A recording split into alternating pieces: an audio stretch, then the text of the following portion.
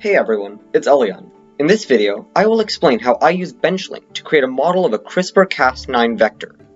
This vector is modeled after the one used by a group of Chinese scientists to knock out the SLNPR1 gene in tomatoes. If you haven't heard of CRISPR, Cas9, or genetic knockout, I encourage you to check out the accompanying article that I wrote, which will give a much better understanding of these terms. The article is linked in the description.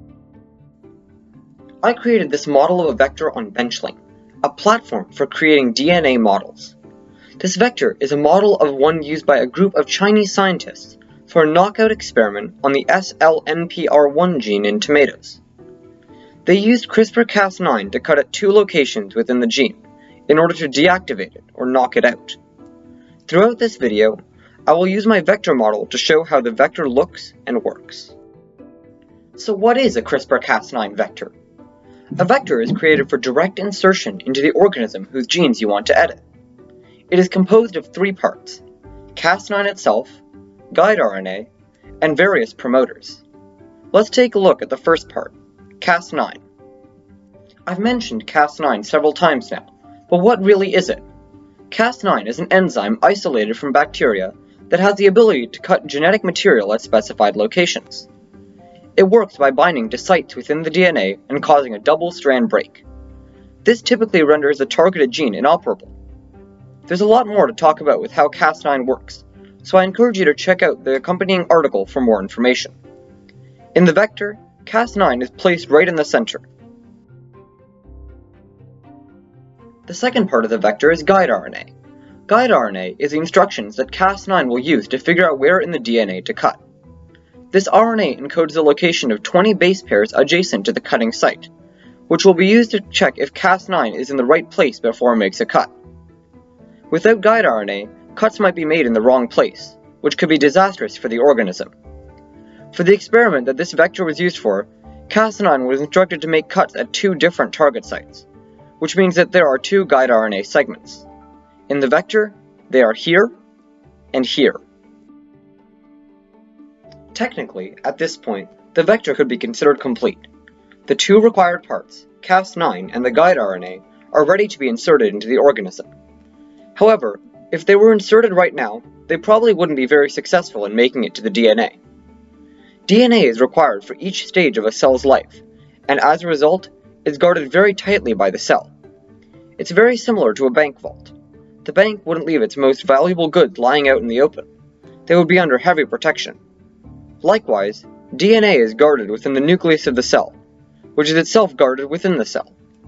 Cas9 is similar to a thief who wants to sneak into the bank and take money. In order to do this, Cas9 will have to bypass the vault of the nucleus, which won't be easy. But to help, scientists add promoters to the vector. Promoters are like the gadgets that the robber uses to help them steal from the bank. In this vector, there are quite a few promoters, so I'll go from left to right. The first promoter on the list is hygromycin B phosphotransferase. Hygromycin B is an antibiotic produced by the bacterium Streptomyces hygroscopius. It inhibits protein synthesis after the bacteria infects the organism. This ultimately kills the organism, as it can no longer perform life functions. However, there exists a gene in some organisms that deactivates this antibiotic by encoding for a specific enzyme, an antihygromycin, if you will. By attaching this gene to the vector, we can check if the vector successfully made it to the organism. After Cas9 and its parts are inserted into the organism, we can expose it to the bacteria and its antibiotic. If the vector was successful, then the resistance gene we attached will defend against the hygromycin B's antibiotic. Otherwise, these cells will die due to the inability to create proteins. This saves scientists the trouble of having to look at the new DNA of the organism to see if Cas9 was successful.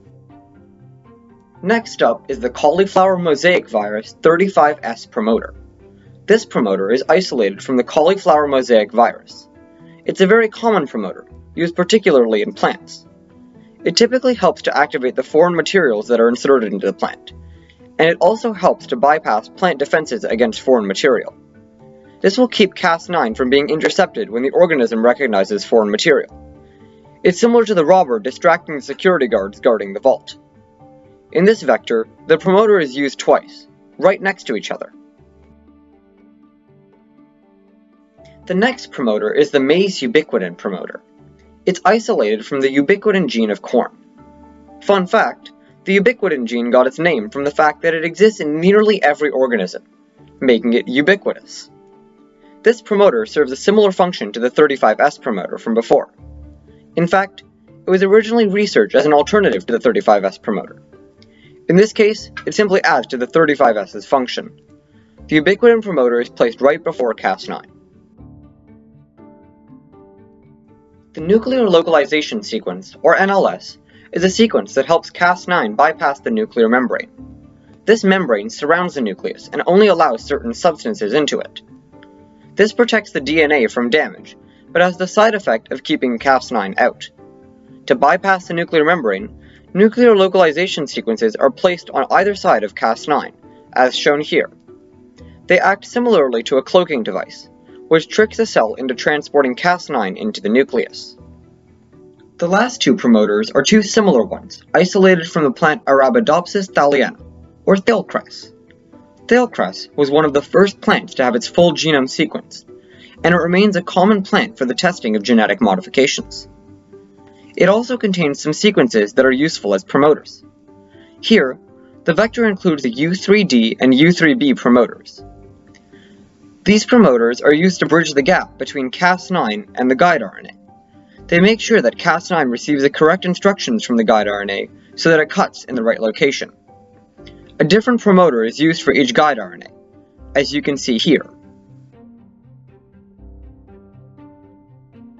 And that's the whole vector.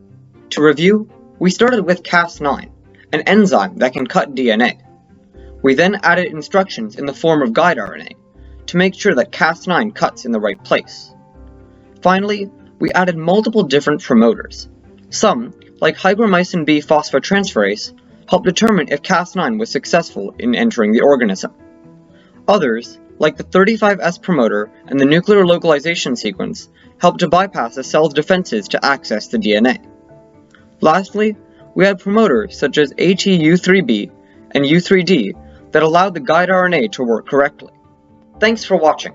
I hope you learned something from this video, and if you want to learn more, check out the article I wrote, linked in the description. See you in the next one!